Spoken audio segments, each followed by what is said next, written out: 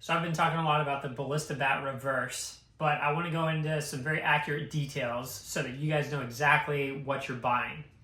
So I've done a couple shorts where I've done the chronograph, I've weighed the bolts. The bolt weight was 151 grains. So we have our givens up here, bolt weight, 151 grains. That's one of our starting things. And our bolt speed through the chronograph, we tested it multiple times with that bolt weight. We're getting 322 feet per second.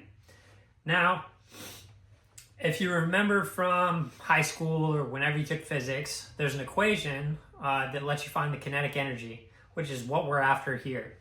So that's 1/2 mv squared. So that's mass times velocity squared. But when you use that equation, you have to use standardized units. So the mass has to be in kilograms. It can't be in grains. And the velocity has to be in meters per second. It can't be in feet per second. So we have a couple conversions to do. So step one is do your conversions. You can do, just go into Google search, type in 151 grains equals how many kilograms. It'll spit out a number. Write that number down. And then do 322 feet per second equals how many meters per second. It'll spit out a number. Write that down. Now, step two is just plug and chug. So we have our equation, kinetic energy, which equals 1/2 mv squared. So, and then we're just going to plug everything in. So the 1/2 is a constant. The mass is the 0.009785 kilograms.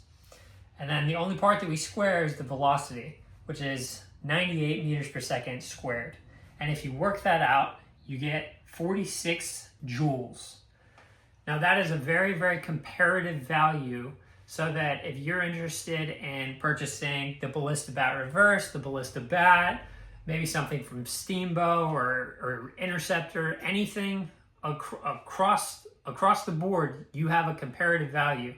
So the energy generated is the most important comparative value. And I'm going to do some other long forms where I elaborate on that. Okay, now alternatively, if you don't want to look up the values for the conversion factors every single time, you can use the equation and you know that you've got grains in feet per second and kilograms in meters per second, and you need to figure out the relationship between those. So you're going to start out with kilogram meters per second squared, and you need to figure out how that relates to grains times feet per second squared. Now, to save you guys a headache, I worked out that conversion factor for you. It's right down here. So 1 kilogram meters per second squared is equivalent to 166,508 grains by feet per second squared. And now I did this on my cell phone, so it could be slightly off, but let me show you how this works. It'll save you a lot of time if you just remember that number. So same equation, kinetic energy equals 1/2 mv squared, except this time we don't have to do the conversions beforehand. We just start with our given numbers, so grains and feet per second. So you go 1/2 times 151 grains times 322 feet per second squared. Now you're going to type all that in and you get a huge number.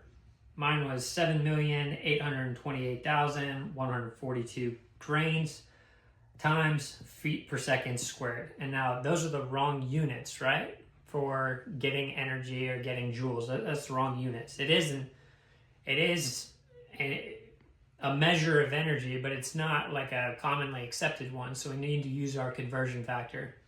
So now you just take that huge number, and instead of having to convert everything previously, we just look here, grains times feet per second squared.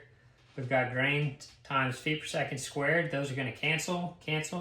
So you're effectively just dividing that huge number by 166,000, and that will get you your joules. So that's a much faster way. I hope the explanation was thorough enough. Conversion factors are very, very commonly used in the field, especially in engineering, physics, that sort of thing. I came up with this conversion factor using my phone. And if you'll remember the first time, just converting it via Google per unit, we got 46 joules. And I had to kind of round a little bit on some of the decimals. That's why we're getting 47 joules here. But I think you could get away with just remembering the number 166,000, and that's what you divide by. And then you could just use grains and feet per second and be good to go. If you have any questions for me or anything like that, just drop them in the comments, get in touch with me in some way, and we'll try to answer those as best we can. I hope this cleared some things up for y'all. Have a great day. Always remember, live what you love.